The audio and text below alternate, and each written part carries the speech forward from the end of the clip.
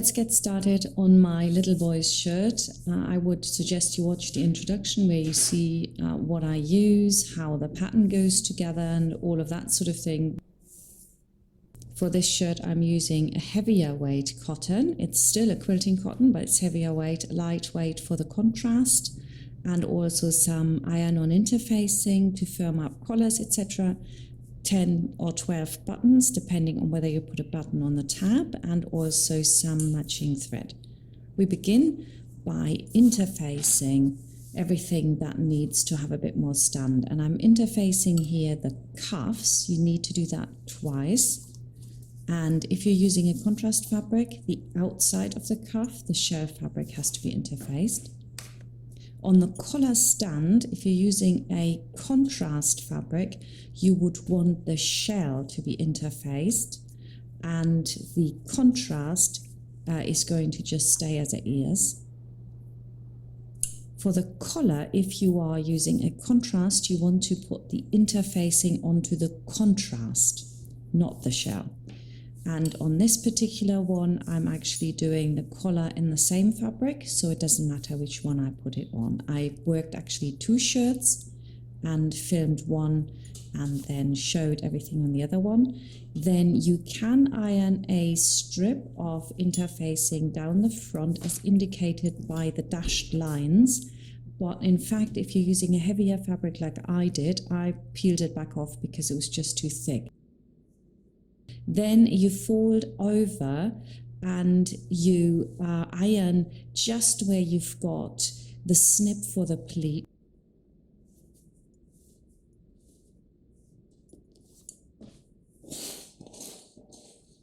And then you can iron that over again. I've actually measured it, but you can just do it by the seat of your pants really. It needs to be 3.2 centimeters across. And if you open that out and you now put the pleat mark from which we've ironed onto the other pleat mark and iron that, you will see that the inside fits right into that little gap. If you're not sure how that works, please watch the introduction to the pattern again. Now we've also going to top stitch this. And I'm going to pin this to make sure that the underneath, which is like the facing really, doesn't slip out. That's quite important. Once I've done that, I can top stitch it with a triple stitch. If you're making the shirt for a bigger boy, I would recommend not a triple stitch, just use a longer stitch length and a normal thread or an embroidery thread. That's also good, a thicker type of thread. But definitely no triple stitch because the stitches are a bit smaller, and so on a small shirt that looks really cute, on a big shirt that will just look homemade. So we're going down either side, and I'm using those red lines on my puff machine.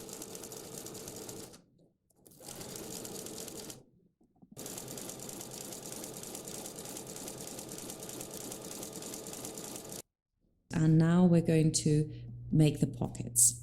The first thing to do is to overlock all the way around the pocket. You can lift the presser foot as well, just move it round. It is not necessary to overlock this pocket, you could just leave it, but I like it nice and clean look, so I do that. Now we're going to iron over the edge, and that's really, it's not a centimeter, I do slightly less, I always do that. And then where the snip is, we turn it over and we iron that down. If you have a fabric that's the same inside and out, of course you could have the tip to the outside, but now we're going to sew it from the outside. So in order to know where we're sewing, we're going to just iron in a little crease on both sides, and that tells us where we actually have to sew this along. So I'm going to put a few pins in. Maybe you want to mark the center, because sometimes when it's under the sewing machine you actually don't see where the center is all of a sudden. But if you can see those crease marks well enough, then line that up with your little red line on your sewing machine if you've got a foot like mine, and When you get to the center, move it around and then go back up to the other side. Now we're going to put a gather thread that will help us get this nice and round. So you can see I'm stitching directly on the edge of the overlocking. Now I'm also going to make a little template. It is not necessary. The ones of you with more experience won't have to do that, but if you are a beginner, then I would suggest that yes, make yourself a template, 1 centimeter seam allowance, fold it in half, and then we're cutting it a bit slimmer so that we can fit the pocket around it and iron along it.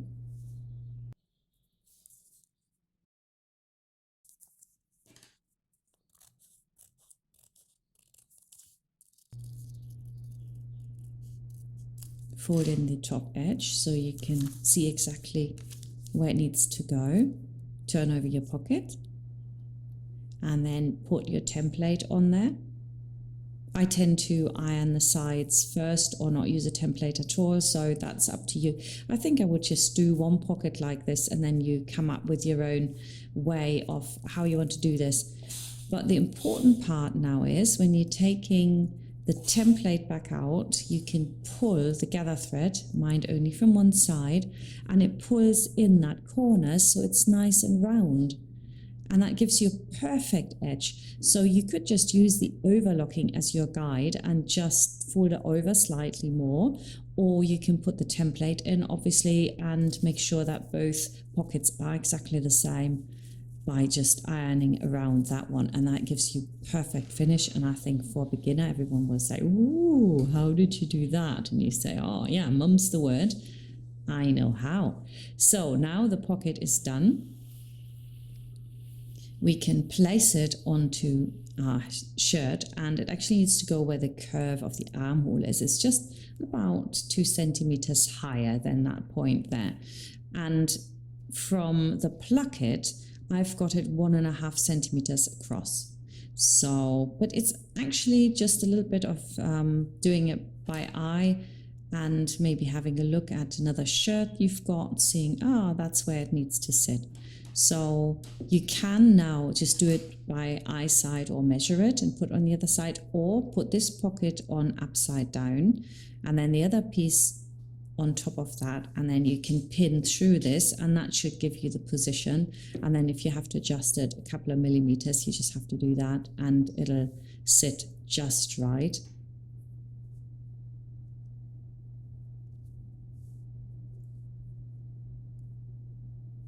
So if you pull this apart, you can see that it sits not quite right. I've adjusted it a tiny little bit and then it's perfect. So I'm going to pin this as well. Make sure that nothing stands out of the edge. And now we're going to top stitch a corner into this. So we're going across first and then up. So you need to aim for the end of the overlocking where it's turned in. That's about the right distance. And on my machine, it is then 3 stitches over. So it goes forwards, backwards, forwards, forwards, backwards, forwards, and forwards, backwards, forwards again. Then turn and you go all the way around.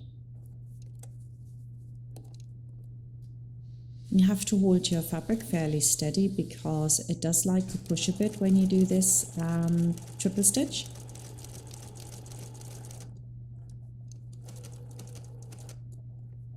Have the needle down when you turn the fabric, that's important. And here's the other corner. And actually, I've speeded up this footage, so just think how slowly even I do this. If I want it to be really, really nice, I do take my time.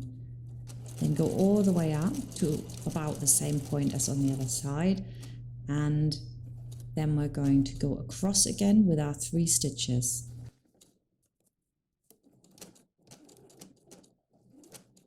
And down and secure your thread, and the pockets are done. I think they look really stunning.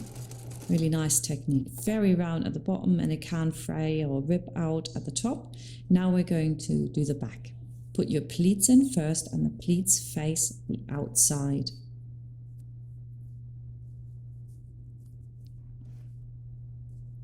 Now we're going to sandwich that back between the two yolks. So the outside yolk goes on first, right side's facing the outside, and the inside yolk also now faces the other yolk part, and so the back sandwiched in between.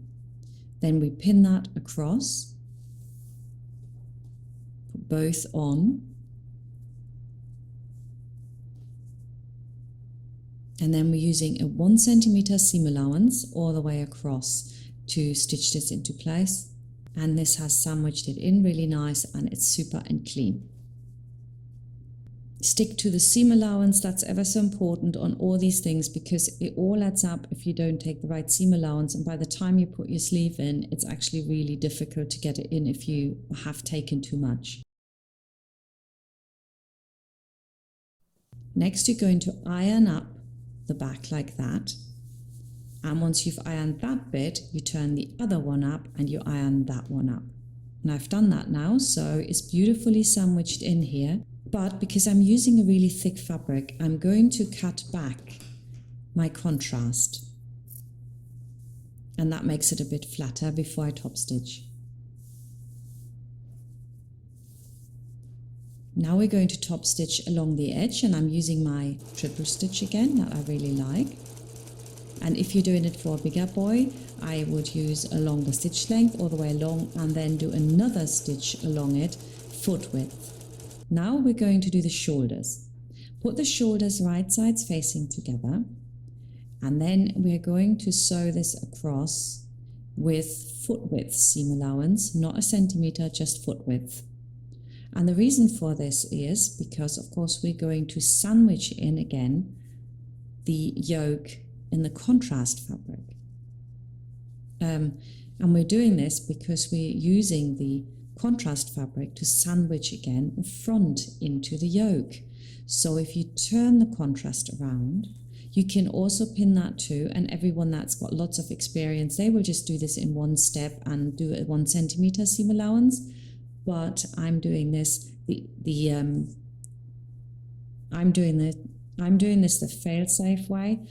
So do it foot width first, and then we're going to pin on the other yoke and sew that with a 1 centimeter seam allowance. So let's look at this again. Yoke comes over here with a seam allowance facing in, and that seam allowance faces in as well. And now I'm doing something really silly. I'm grabbing it not from the neck hole, but I'm grabbing it from the side, which has a much smaller hole. Silly me. Anyway, the technique remains the same. Whichever end you grab first, you need to pull the other end through. The first thing I would do is put a pin in there so you know that can't go anywhere, and then pull the other one through and pin it, and it's a 1 centimeter all the way across now. And that way we make sure that that initial stitch line absolutely is not seen. Now, if both of them are centimeter, what are the chances that one of them is like a little bit off and then reveals the other one? So if you do the first stitch closer to the edge, you have no problem.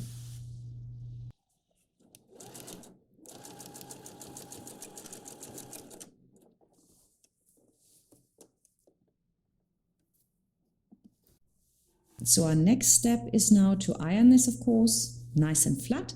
And now we can top stitch this again with my triple stitch, and we're going again slightly off the edge there. Don't go too close to the edge.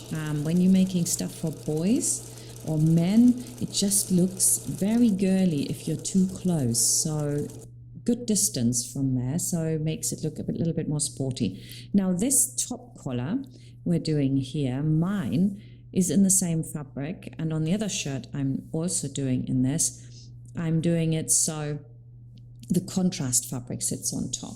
So whichever you have, you just need to make sure that you reduce your stitch length in the corners, and then it cannot fray. And then we're going to sew this in, and you can use foot width seam allowance here. I always do. It's kind of, I want to do a centimeter, I've worked it out for a centimeter, and then I end up doing foot width. So here you can see me making the stitch length smaller, and then I make it longer again until I get to the other side, and there I make it smaller again. So then you go all the way down, and then I'm changing my stitch length again.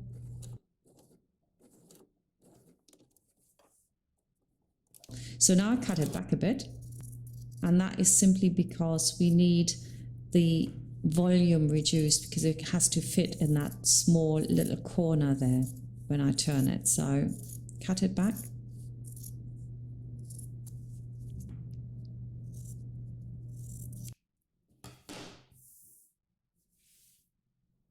And then turn it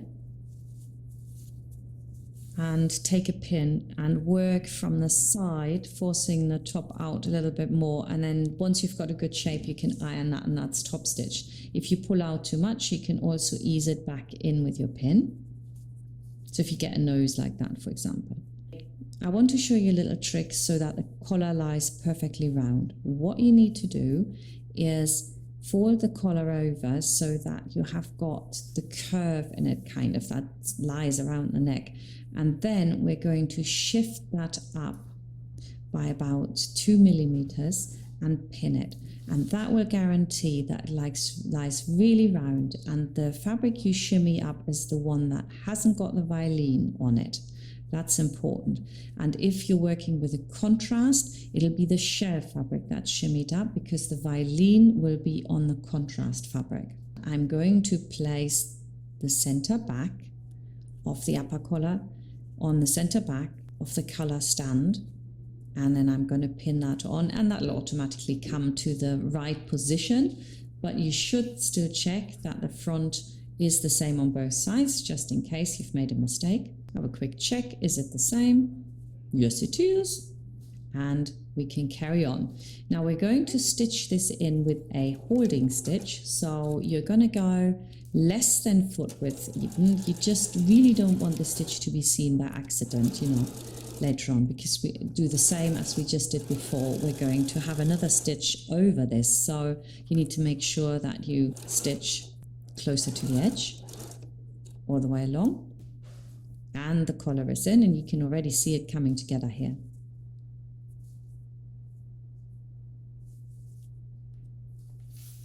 Now we're going to put the collar straight onto the shirt. This is a method that is easier than putting the collar together first, because you haven't got that much material, and anyone that wants to try it even differently could put the collar stand on before you even put the upper collar on.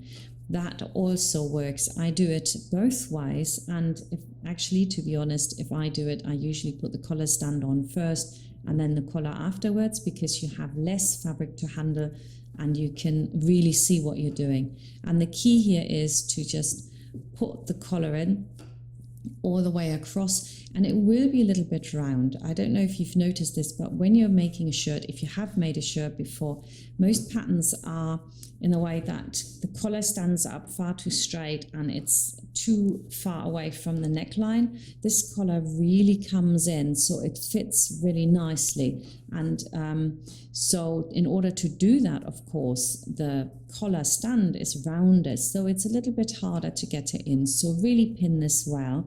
And in fact, I put in lots of vertical pins as well before I started. I thought, no, I put them in this way, then it can't move. So you just go straight across, and that's why I like this. You take your centimeter seam allowance and it's just straight. All I have to concentrate on is to not get any pleats underneath it. So you need to continuously lift it and make sure that these little pleats that form underneath it are moved towards the back, so you're coming round.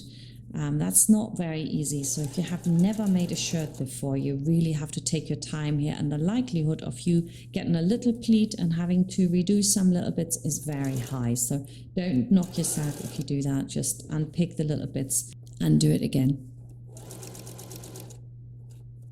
And again, I have speeded up this footage. You can see it when my hands are moving, it's speeded up. And then you see the sewing machine and you think, oh, that's still slow. It's not fast. This takes time. I hate unpicking. I rather do it slowly and meticulously, and then there's no unpicking. That's so much better, I think, anyway.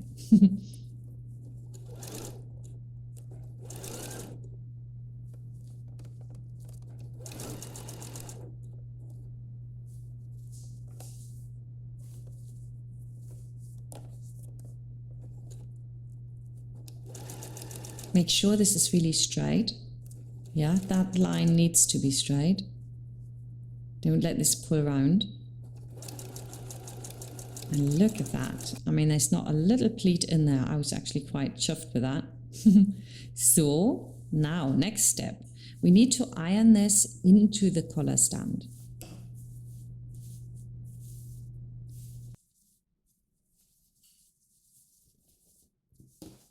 Really push it in there. I've done that now, so it lies really flat. And at this point, I also want to cut it back. Because I'm using this really thick fabric, I'm cutting back my contrast. You don't necessarily have to cut back anything here if you're using a lightweight fabric.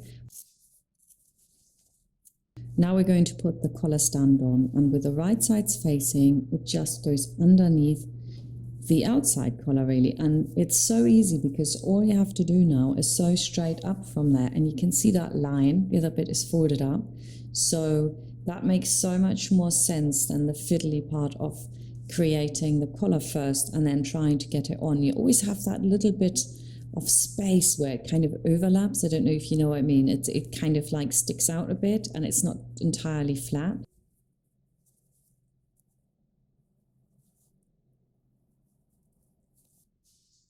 And also I've reduced the stitch length when I come down the curves so that it looks really nice and neat and I can cut it back. So just come straight up here. And I would also recommend that if you're doing this for the first time, do mark that curve with a pencil so that it comes out the same on both sides. I can, move my foot around. Obviously I've made many shirts, but if you haven't, I would definitely use a pencil line. It took me years to get like the curve right first time without, having to unpick anything. And still sometimes I have to go over it and say, oh, well, this is not quite the same. Might be straight, but they don't look the same. So draw a little line. And then with a 1 centimeter seam allowance, we go all the way around. Collar is quite slim as well. It's not a really tall collar.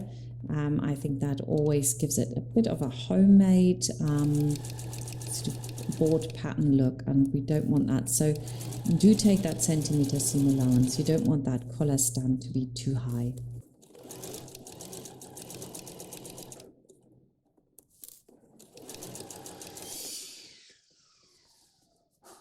So now we're coming around the corner again.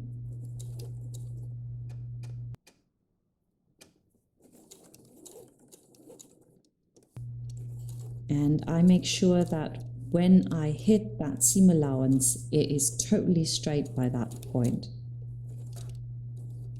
And you can see I'm still way off there, and a beginner would now start to fret and think, oh no, it's not going to be, I was going to be too steep, but it isn't. So a pencil line would be a really good idea, and then stitch right next to that line, and it's perfect. You can't really go wrong, can you? Oh, maybe I suppose you can. And that little holding stitch is well covered.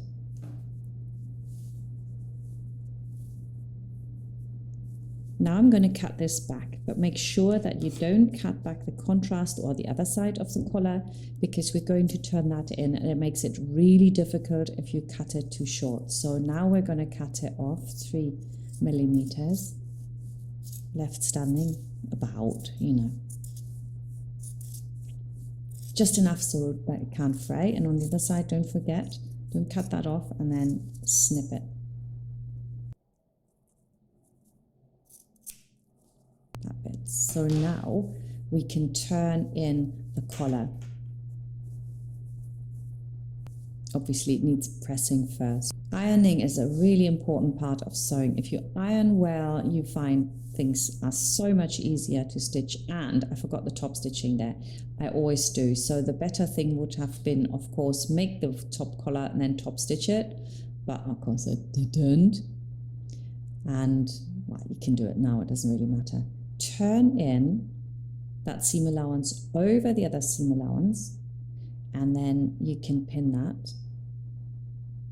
Now when we are pinning all of this in, it's quite important that turn it in and that it just sits on the stitch line, just a little bit less, because we're using a top stitch that is pretty wide. It would be really, really big, that line, otherwise that hangs out. And you'll see it once I'm done. I'm going to show you that, of course, as well, that it sits just on there.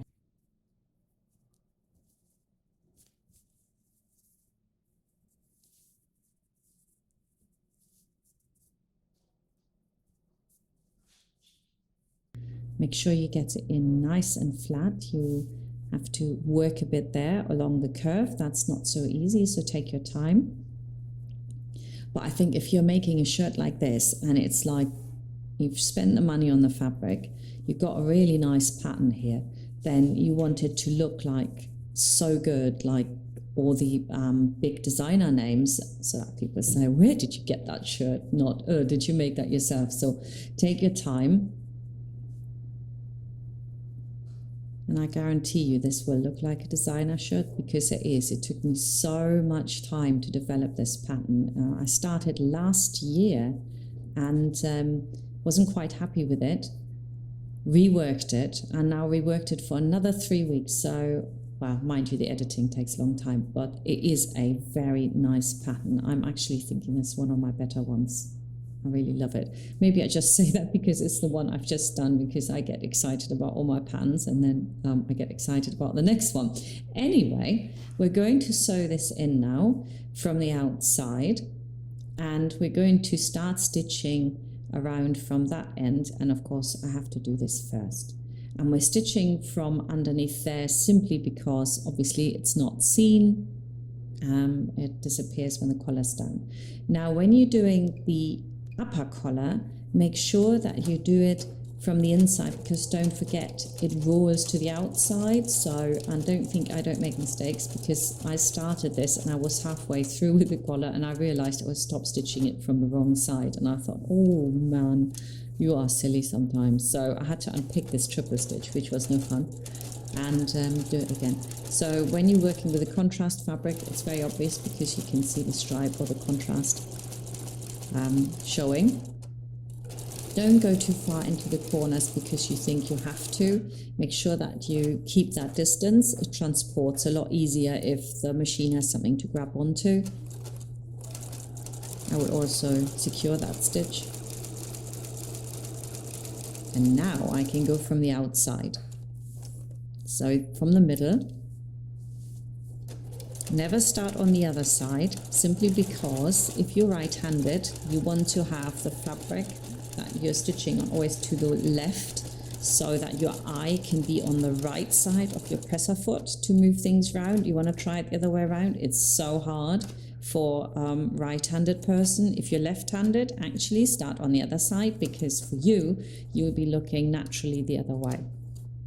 So what I mean by the other side is, of course, the seam that's at the neckline. So take your time going round there, and that stitch line should line up with the stitch line that you have going down the placket. Then you're a pro. Really hold it. You might have to pull it a bit. You've got a lot of seam allowance in there, even if you cut it back, and then after a few stitches the machine will grab it really nicely as well. Otherwise it might get stuck on the edge and you have got these tiny little stitches and the machine just hammers in the same place, and that's really annoying. I've just taken the pin out as well, but only literally once I'm on it, because I don't want the line on the top to be interfered with by the pin. Sometimes it doesn't look that tidy then. You can leave the pins in, especially if they don't have this little hubble that they create, but sometimes they do, and so it's better to take them out. When you're literally on them, just pull them out. And again, here I have to pull to make it transport. And this is a good sewing machine. Most sewing machines, you'll have to help it out, even the really good ones like this Pfaff. So we're going to where we started, secure your thread, and the collar is in. And that, my friends, is not that difficult to do, not when you do it like this.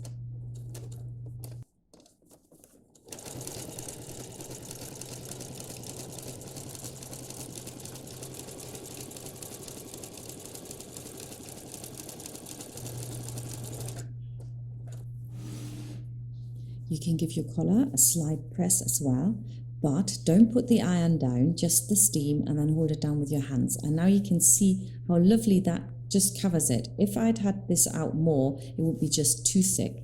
Now we're going to come to the sleeve. I know you've all been waiting for this one. It is a really cool technique, and it's nothing to be frightened of. So you've got your pattern for the slit thing there. It's a long one. And you have to cut it in half, and then we iron over from the top and from either side. And I'm using about 7mm here, but actually I'm just going by the stripe. It is all worked out for a centimeter, but it doesn't have to be a centimeter. Whatever feels right here, between 5mm and a centimeter is absolutely fine.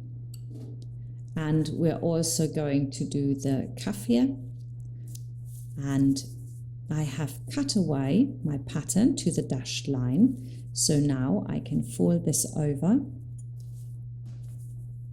and I have got a little bit of a template to make sure that both sides are exactly the same. And the width of this is actually important. So I would do it like that. I wouldn't just guess, because you might not get the right width. On the other one, the little stripy one, it can be slimmer. It doesn't make any odds, but this really can't be slimmer. So you do need to use a pattern template, sorry. And then you move them on top of each other. Good sharp press. Yeah, and we can do the top. Now you can just fold it straight over, do the slight slant, or do what I do, a 90-degree angle here. It doesn't matter, whatever you like best. I like it with a really massive peak. Don't know if that's even very nice, but I like it. So.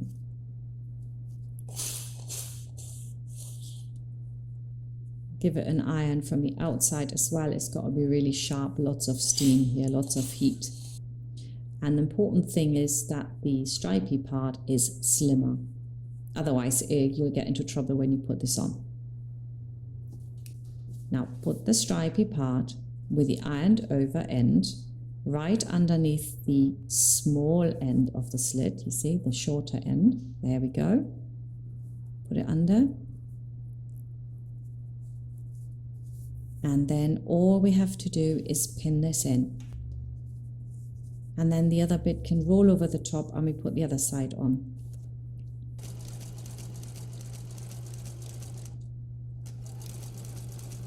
There you go, triple stitch, maybe secure that one as well. And now we're going to take the other side of the cuff, and we just put that one in. And it's not necessary to fold the upper part in, because it's covered anyway, and it would be really thick. So there is another little video which shows this individually as well, where I do that. So there is more than one way to row. And again, you can see why it needed to be slimmer, because we are going to stitch down here, and what we didn't want to do was to catch the little stripy fabric underneath it. So pin it on the side. Can move it out just to be sure, and I'm going to triple stitch all of this down, and then where I get to this point here, I just catch it, and if you're not sure that you're going to know where that is, put a pin in, and then we're going to stitch across from that point and do a little cross again.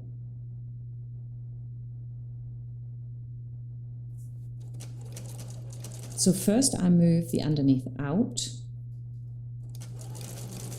Anyone knows what these things are called in English? Please let me know. I call it a gentleman's cuff. So again, take your time here, and then when you get to the top, you can move that bit back under and straighten it all out. It won't have caught it anyway, but it's just better safe than sorry, I always think. Make sure that your needle is down when you turn, and make sure it's straight, because you very easily get a little bit of not a pleat, but extra length in there, and then it doesn't lie entirely flat. And of course, I'm not showing you this, but I did have that on a shirt as well. So it's very easily done. You need to make sure that this lies really, really flat. If you can't quite get there, it doesn't really matter. You know, I don't think you would even see it if you inspected my shirts. But of course, when you're starting to be like a real perfectionist, you know, you see all your little mistakes. So we're sewing straight across from here, and then at an angle into the other corner. Ta-da! I love this. It is so simple. If you've got the right pattern that shows you exactly, you know, the right width and everything, and it works, and you do it like this, it's such an easy technique. And I'm also using this technique on the kitty cat dress, because it is quite simple, but I didn't explain it very well on that video. So this is going to be the one that people have to refer to when they're doing that part. And from the inside, it looks really clean as well. And you can see how it covers that rough edge from the outside. You didn't really need to turn that in. Now we're going to do our sleeve. Put a gather thread in all the way around the top. The reason I'm doing this is because it makes it easier to put in. We're not actually going to gather anything, of course. We're just going to make sure that it sits nice and round. So make sure it's a 1 centimeter seam allowance, that you're stitching the largest stitch available on your sewing machine. And then you pull the under thread so that you can hold in the top of the sleeve a bit. Now on the sleeve, you've got all these notches that you've put in, which will then line up with the notches in the sleeve. So make sure that you've got the right sleeve there. And here we go. We're going to pin this in from snip to snip. And people that maybe not for the first shirt, but if you are one of these ladies that is making stuff with my patterns to sell, then you very likely will just work with the snips after a while, because you know they're in the right position. So because it does take time to pin things in, and with more experience you can just use the snips. That's why I did them.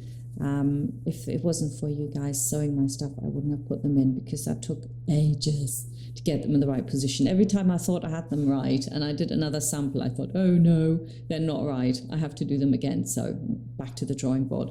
So I hope you really appreciate that little bit. That makes it so much easier, just rather than giving you the center at the top and stuff. So make sure you get it all in, and then we're ready to sew the sleeve in.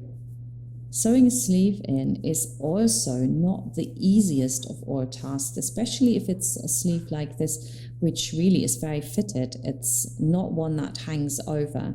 I do take my time with the pinning to do it really nicely, but then when it's in, it will sit beautifully. It's so nice. And then we can top stitch it either to the inside, which is a little bit harder, or on the sleeve, or in fact not top stitch it at all.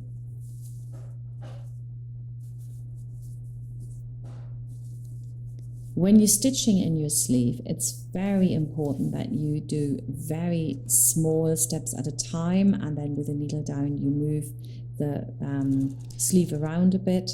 You can also, of course, help yourself with a little needle. Sometimes the fabric pushes, so then you hold it in place with that pin.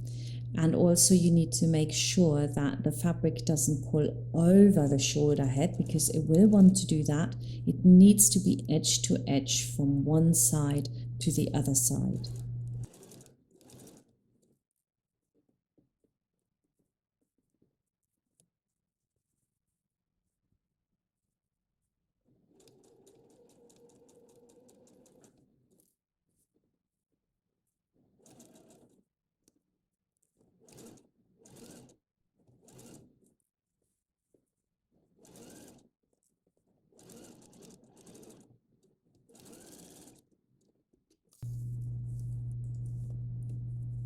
Now I've sewn this in. You can now iron this into the shirt, but we first of all have to overlock it. And I'm also going to cut off a little bit while I'm overlocking it.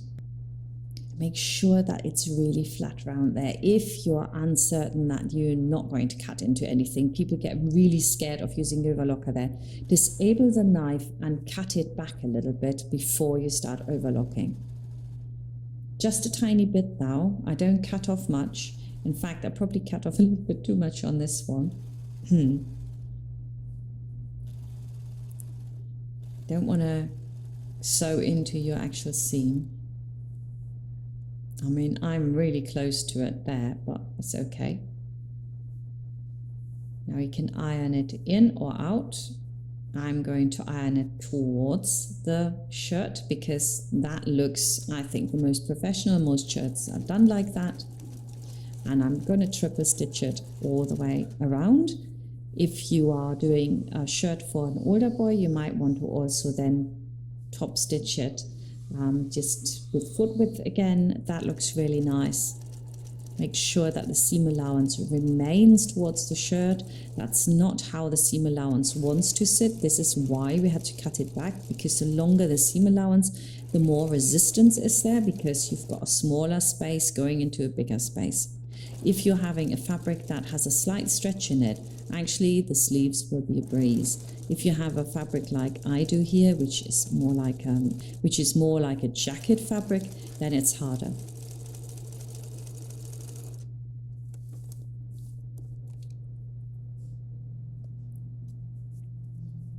On this one, I've actually top stitched into the sleeve. That's my other example. I'm not a great fan of that. I prefer it onto the other side.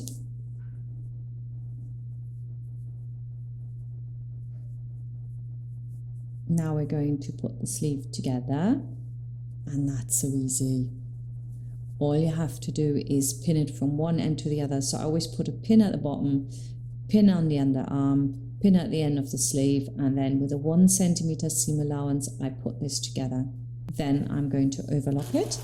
Again, I cut a little bit off because I am going to top stitch my side seam, and you could top stitch all the way down to the sleeve if you dare. I did it for the bigger shirts. Honestly, for the little shirts, no way I could get in there without hassle, and I didn't want that. Iron the seam towards the back and then just top stitch to the underarm, and that's, I think, totally fine.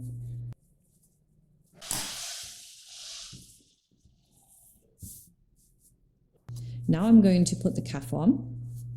And the nice thing is, because we have got a pleat that we can adjust if the cuff didn't quite fit, because everyone will put on the slit finish slightly different. So you might be a couple of millimeters out, you might be a couple of millimeters, shorter or wider, and you can adjust that in the pleat. But if you've done it exactly like I do here, it will fit on perfectly.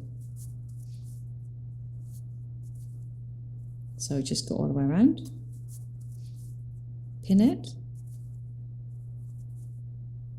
and where you have the pleat, where you have the seam, sometimes it's a good idea to also pin that down so that when you are sewing, you are not going to have it flip over to the other side.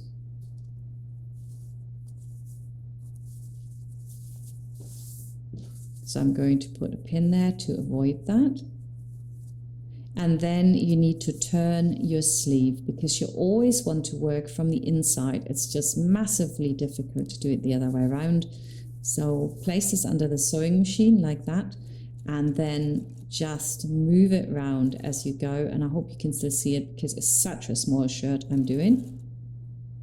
I do it to save fabric as well, Plus, my little model from Texas, hello, is only a small boy, so I wanted to have that fitting. Go straight across.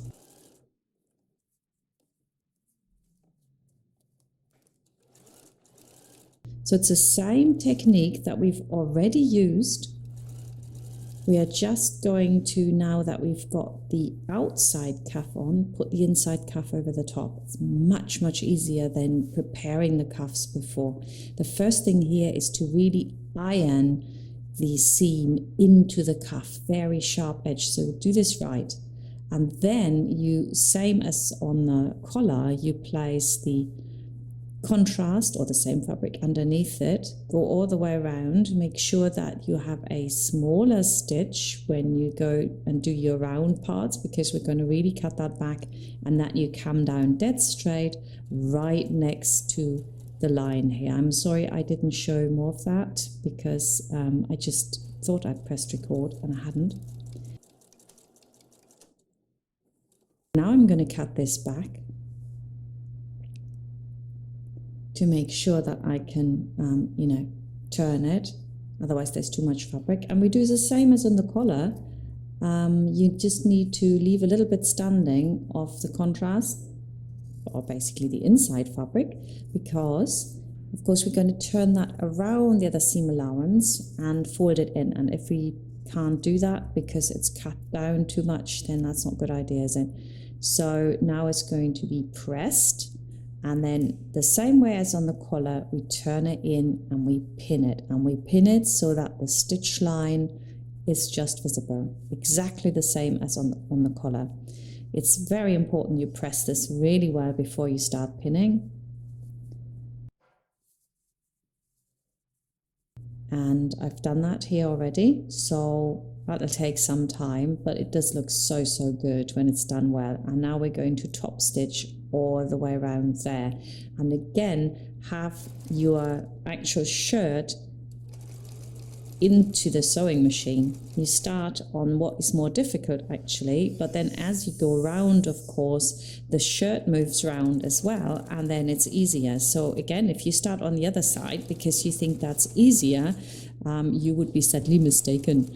So start this way so that your fabric remains on the left hand side and your eye is on the right, because for a right-handed person, that is the edge of the fabric. That's where my concentration has to be on. And you can see I still move the pins out even though I don't have to. I just want a really nice and even seam for all those close-up photographs and footage. Don't want to show myself up, do I? So secure, and you've got a really lovely cuff. Now that isn't very difficult. It's just a lot of steps that you need to follow, and you need to do them really nicely. Do not be too lazy to go to your ironing board. You need to iron all the way.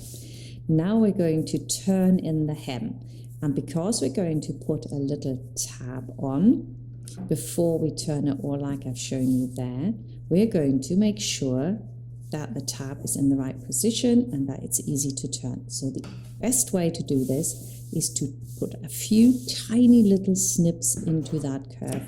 Bear in mind that your curve isn't as extreme as this. I've changed that after I've made the shirt, cut back the seam allowance a bit. So now when we've put the tab on, so the right side of the tab here will face the wrong side of your shirt, look like that. Sounds more complicated than it is. And then when I turn this up, I catch it.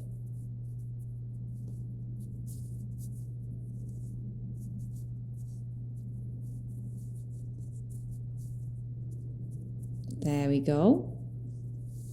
And now I pin it in. Now, people that have been sewing for a long time, they will not pin this, they'll just do it. But I guarantee you that if this is like your first or second time doing this, you need to pin it. Because when you've got a curve, the curve needs to be actually held in. And I also would like to say that this same technique that we used for the pocket, where we got the round really nice, if you find this too hard to get round the round bits, just put a gather thread in on the edge of the fabric, pull it a bit, and it'll come in perfectly. So that's the other thing that you can do to get this round really well done. I'm going to show you this here, how much fabric I have to actually hold in The good news is that when you have a curve, you've also got the bias and you can hold it in. But if you start pulling it, then as soon as you get to the straight line, you'll have a pleat. You know what I mean? At the bottom there, you've got it straight, and that will then start pleating. So I've pinned this all painstakingly, and now I'm going to top stitch it, not with the triple stitch, because the triple stitch has, of course, a much nicer side on the outside. So I'm stitching from the inside, so I really don't want that to be seen on the other side because it's not that nice. So I'm stitching with a usual standard stitch, and I've made it longer, 3.5 or 3 is probably right. And then I'm stitching very close to the edge.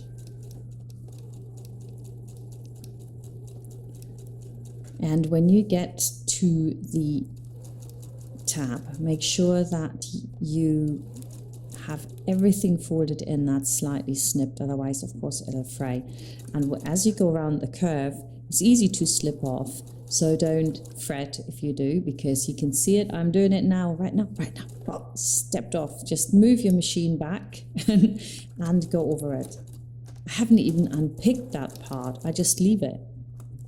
No one sees it, honestly. These little things that sometimes you get hung up on when you're sewing, when the actual whole bit is finished, you don't even see it. It's just you that sees it because you've been sewing it and you know where your little mistakes are. And 2 weeks down the road, you've forgotten you've made this mistake and you won't even see it yourself. Yes. Anyway, help yourself with a pin. If it starts to like, oh, it wants to pleat, you know, just hold it down with that little pin. And now we can put the tab in. And again, here I do use the triple stitch. You take that tab, roll it to the outside, and then we're going to triple stitch it from one side to the other. Ta-da, to the tip, back down. Are you still there? This is a long video, 60 minutes. This is the die hard of all videos, this is. So now I'm going to stitch this. I'm going to make sure that this has come out a little bit. See, and I don't do anything again. I'll just tuck it in and put a pin there. Come on, it's on the inside. Who's going to see it?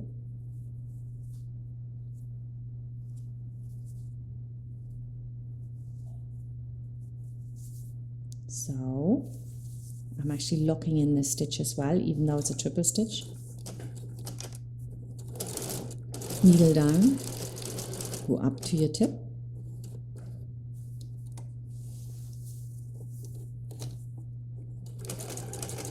And turn and go down again.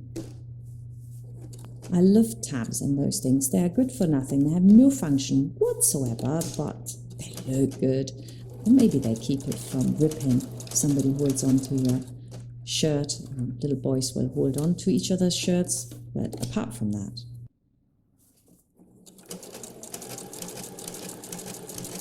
Now then, we're going to put the buttonholes in. People are always a little bit scared of buttonholes, and they're right to be scared because some machines don't do them so well, and there are a few tricks to do it right. So I'm going to show you how this is done on my electronic machine. So first I mark down 1 centimeter from the top so I know where I have to mark them. Bearing in mind you don't have to use my marks. You can put the buttons anywhere you like that you think is good. I would make sure that the top button on the placket is about 2.5, tops 3 centimeters from the top. And then I'm going to put a pin in at the end of my buttonhole because most electronic machines work backwards, and so you don't mark the beginning but you mark the end. If you have a mechanical machine, you can of course do it the other way around. Now I'm also going to measure the distance between my stitching lines, and that's in my case 2.5, and then I divide that by 2. Now I don't actually need to do that in writing, but anyway it's 1.25. So you find half of that, because optically that's where you need to be. So if you've gone a little bit further over with your top stitching, still make sure that you're in the center between those. So now I'm going to mark it with a pencil. There are a lot of gadget things that I really like, but all of mine are in storage. So if you haven't got anything else, use a pencil, not pen that's air erasable, just use a pencil. Come on, nobody's going to see it, and it washes out. I wouldn't use tailor's chalk because the mark is not, to the point enough, unless you've got a little tailor's chalk pencil. That really works well as well. But make sure it's a white one, because if you use a yellow one, that might not even wash out. I've had that, and that's really annoying. So I mark all of those, and then I can take all my pins out, and the top one needs to be 2 millimeters over from where you've got the ones on the placket. And again, that's central. Now put your button into the back of your foot. I have to say that on a lot of sewing machines, the button will come out hugely bigger than it needs to be. So check your buttonhole first on some scrap fabric. If you're using a puff machine, I'm absolutely in love with this now, because it's a perfect buttonhole every time. Put the needle down exactly where your dot is. Make sure that the edge of the buttonhole foot is parallel with your stitching line, or the line of the placket there, and then just let it do its thing.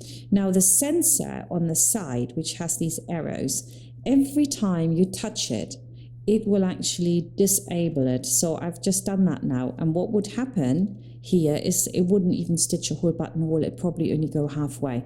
So what I do when I'm not sure whether I touched it, I will turn off the machine and turn it back on and reset it, because there's nothing worse than unstitching a buttonhole. So you can see me do that here. And then I just let the machine do its thing, and it comes out perfect. So I do really like this. I was a little bit scared of using this. I was so used to my mechanical puff, and now I think it's great. But the sensor is annoying, I have to say. So it's best to have the fabric on the right-hand side, so it's nowhere near the sensor. It can't be avoided though, unfortunately, for the top part and other things. But then you have to really hold the fabric down, and I'm going to show you those as well, so that you get a really good idea of how I do it at home and get round snags in the automatic buttonholer. Last one, make sure it's right on the button. There. Straighten it out, take your time. Nothing worse than your buttonhole not being in the right position.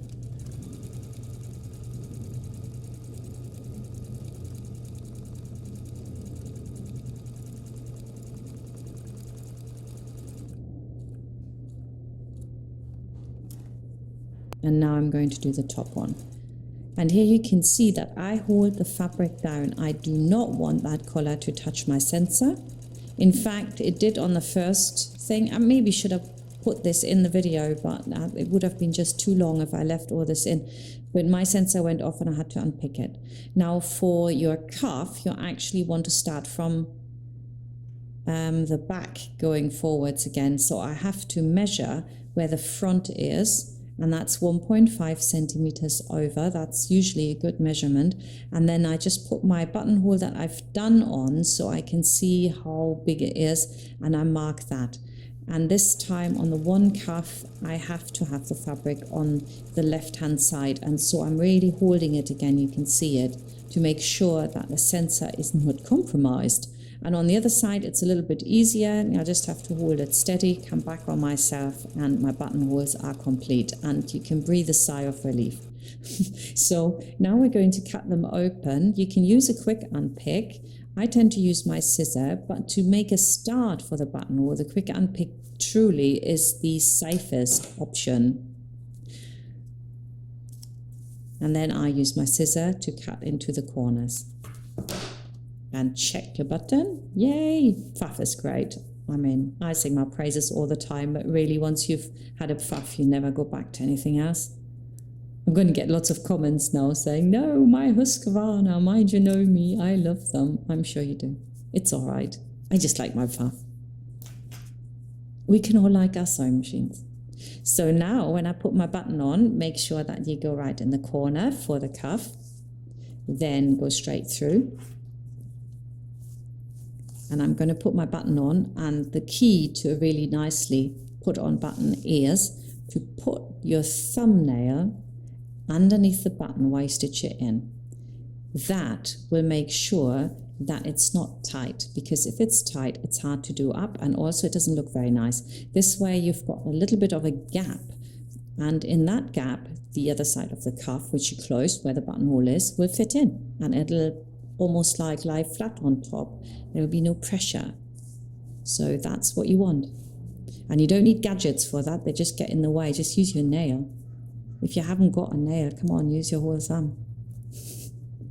No need to pay money for these gadgets. I've seen them in YouTube videos and I'm thinking, why would people buy this?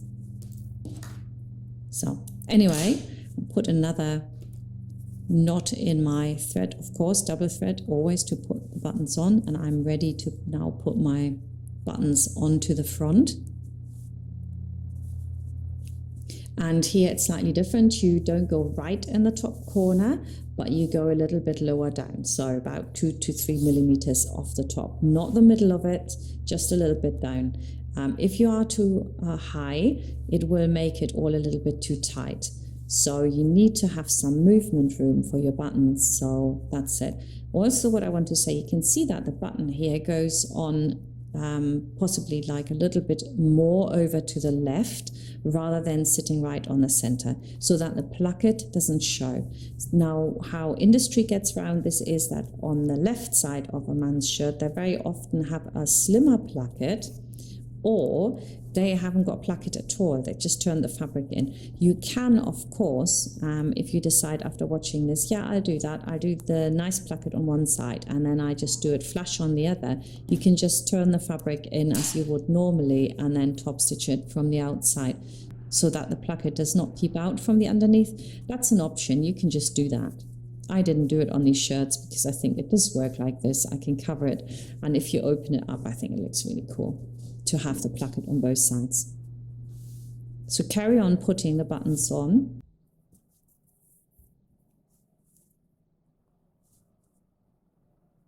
And then the top button, we go again right into the corner. So it's all done up. And now I make sure that it sits nice, and then I go right in the corner and I go all the way down, and then I put the button on in exactly the same way again, secure it, and that's it. Hooray! You can also put buttons on the tabs, of course. So I hope you really enjoyed watching this. I know it was a horrendously long video, but I do show everything in detail, and maybe that enables you to make a product just as beautiful as this. Thank you very much for watching all the way to the end. And don't forget, you can go to my project page and find out more and can see some more small little videos that show you variations. Thank you very much, guys. Bye.